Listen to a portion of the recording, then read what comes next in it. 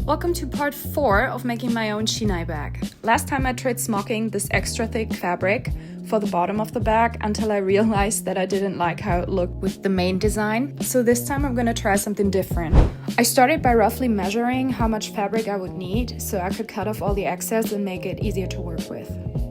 As you can see, I left a lot of space for seam allowance because I was still afraid that I had measured wrong and then would end up having too little fabric.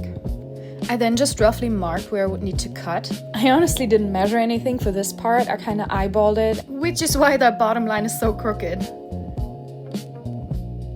At this point, to prevent any further mistakes, I thought it was time to get my boss in and see if he has anything to criticize.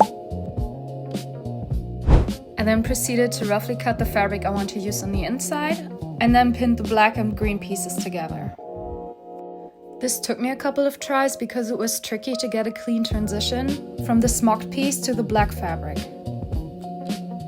Still hadn't solved it here, so I just left the area out and only sewed left and right of the smocking.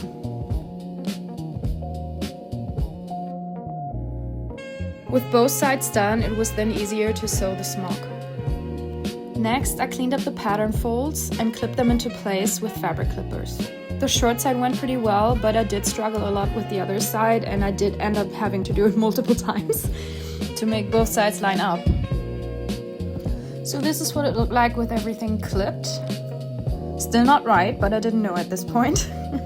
But I do have a feeling that someone else knew this very well. I then sewed the good and easy side in place. And I did want to do this with the other side too, but while I was doing the first side, I had a bunch of clips flying off, so I did end up having to clip the second side one more time, which was then luckily the last time I had to do this. Finally sewing down the rest of the folds. This is what we got now, both sides fixed. So I can now finally pin the lining and the outer fabric together.